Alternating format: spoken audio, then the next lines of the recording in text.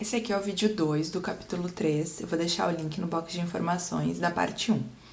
Então, na revisão informal, pode ser realizado por um colega do autor ou por mais pessoas.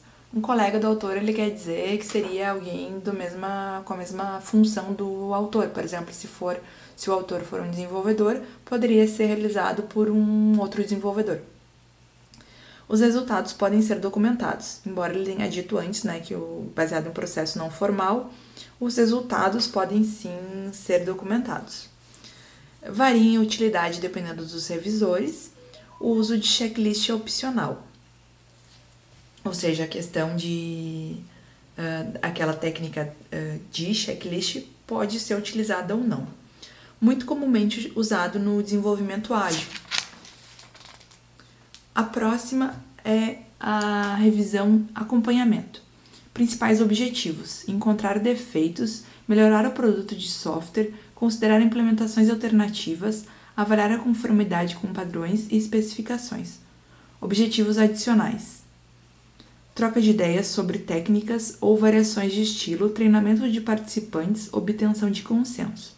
A preparação individual antes da reunião é opcional, ou seja, aquele passo de preparação individual, onde a pessoa lê o produto de trabalho, já identifica algumas questões e possíveis defeitos, ele não precisa necessariamente acontecer. A reunião de revisão é normalmente liderada pelo autor do produto de trabalho.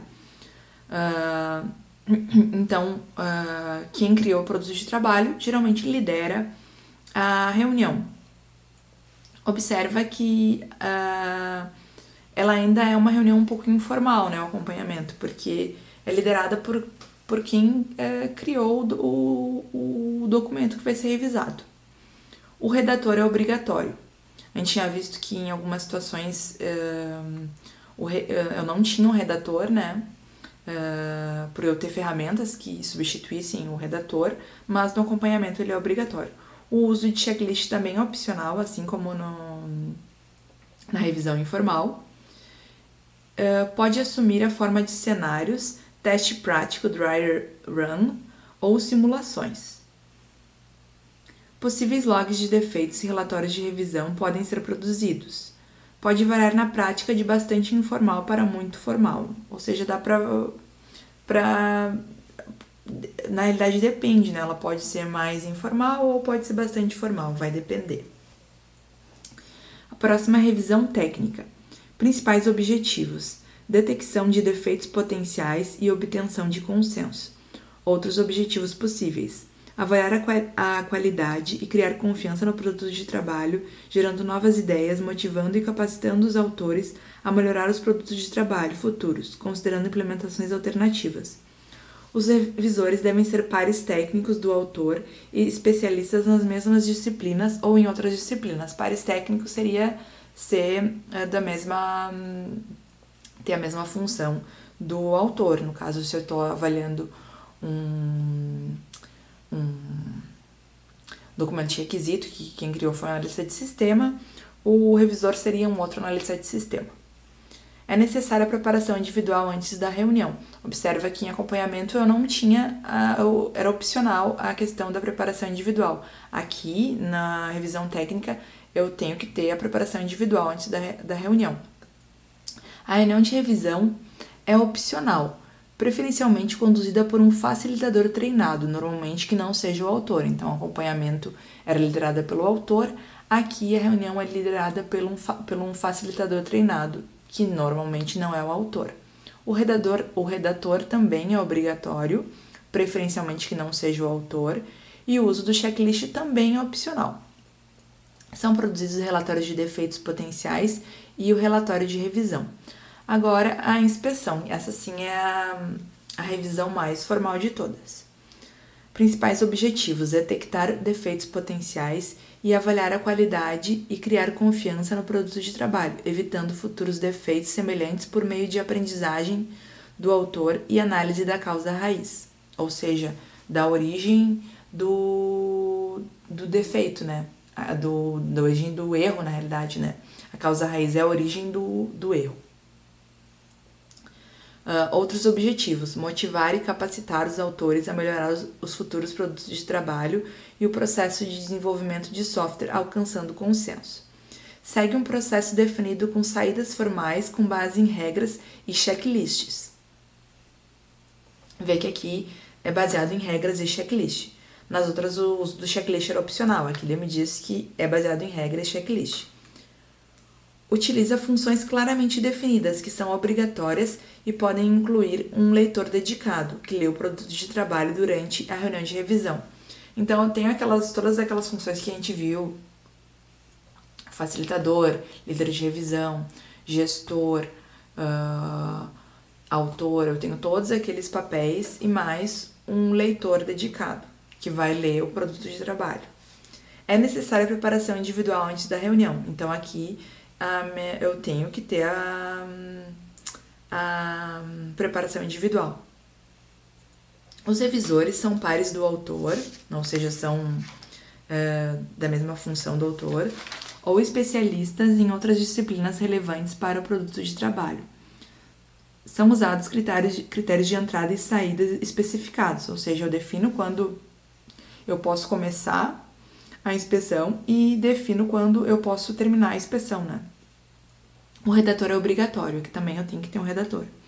A reunião é liderada por um facilitador treinado, assim como o anterior, e que não seja o autor. O autor não pode atuar como líder de revisão, leitor ou redator. São produzidos registros de defeitos potenciais e o relatório de revisão. As métricas são coletadas e usadas para melhorar o processo de desenvolvimento de software, incluindo o processo de inspeção. Um único produto de trabalho pode ser objeto de mais de um tipo de revisão. Então, eu posso primeiro fazer uma revisão informal e depois fazer uma revisão formal, fazer uma inspeção, por exemplo. Eu posso fazer mais de uma revisão no mesmo produto de trabalho.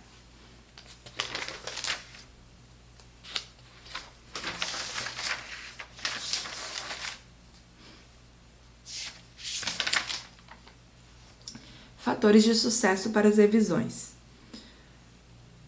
Aí eu tenho organizado em vários tipos de fatores. Por exemplo, fatores organizacionais.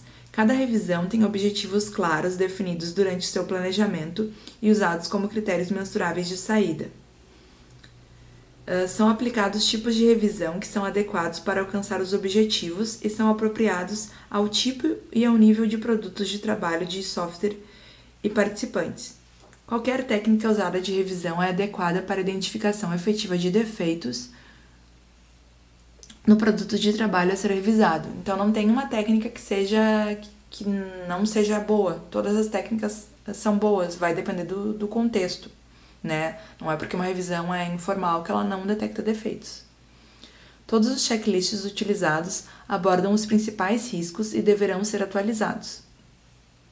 Documentos grandes são escritos e revisados em pequenos pedaços, para que o controle de qualidade seja exercido através do feedback antecipado e frequente dos autores sobre os defeitos. Então, sempre documentos grandes escritos e revisados aos poucos. Os participantes devem ter tempo suficiente para se preparar. As revisões são agendadas com aviso adequado, né? Ou seja, né, vai ter uma revisão, não vou avisar no mesmo dia que vai acontecer aquela revisão, né? Eu aviso com uma certa antecedência. E por último, a gerência apoia o processo de revisão, incorporando o tempo adequado para a atividade de revisão nos cronogramas do projeto. Então, o apoio da gerência é fundamental, né? A gerência ela tem que ter ciência da importância de uma revisão, porque se ela não tiver, só os funcionários não vão conseguir fazer isso, né? Então, tem que ser alocado tempo nos cronogramas para acontecer as revisões, porque senão só os funcionários não conseguem fazer sem o apoio da gerência esse processo, né? Então, a gerência tem que ter essa cultura na empresa, né?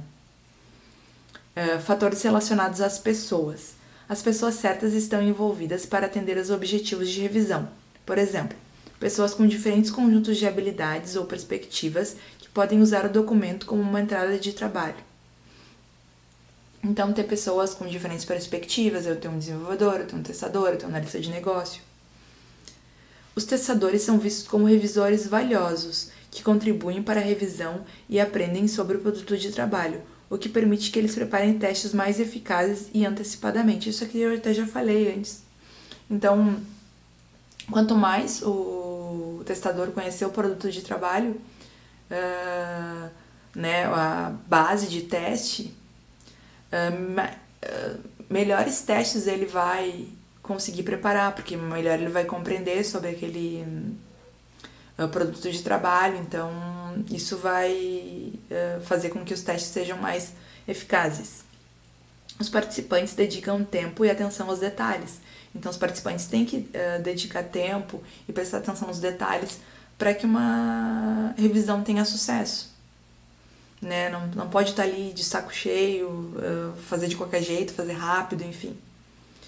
As revisões são realizadas em pequenos trechos, para que os revisores não percam a concentração durante a revisão individual ou na reunião de revisão, quando realizada. Então, sempre em pequenos trechos, para que possa ficar atento ali aos detalhes, para que isso não seja entediante, enfim. Os defeitos encontrados são reconhecidos, apreciados e manipulados objetivamente. A reunião é bem administrada para que os participantes considerem um uso valioso do seu tempo, ou seja, né, nunca achar que está ali perdendo tempo, né, geralmente existem pessoas que não gostam muito desse processo de fazer reunião, de revisão, essas coisas, né, às vezes isso é visto como perda de tempo, então é importante ter noção do benefício para que eles considerem que aquilo vale a pena. A revisão é conduzida em uma atmosfera de confiança, o resultado não será usado para avaliação dos participantes. Ou seja, ninguém está condenando ali, no momento que tu está revisando um produto de trabalho, tu não está condenando o autor por de repente encontrar erros naquele produto de trabalho. Então, tu não está avaliando o participante, tu está avaliando o produto de trabalho. Os participantes evitam linguagem corporal e comportamento que possam indicar tédio, exasperação ou hostilidade a outros participantes. É questão de respeito, né? De um com o outro, não ser hostil, não provocar irritação no outro. O treinamento adequado é fornecido especialmente para os tipos de revisão mais formais. Então, quando eu tenho orientações ali, como ler um produto de trabalho, quando eu tenho uma reunião mais formal, algo mais estruturado, então dá treinamento adequado aos participantes. E por último, uma cultura de aprendizado e melhoria de processos é promovida. Então, todo mundo aprende sobre aquele produto de trabalho e também isso faz com que o produto de trabalho ele seja cada vez melhor, né? Para que defeitos que tenham sido cometidos num produto de trabalho não voltem a ser cometidos defeitos semelhantes em produtos de trabalho futuro. Então, seria mais ou menos isso. Estou vendo se eu não esqueci de nada. Eu acho que não esqueci de nada.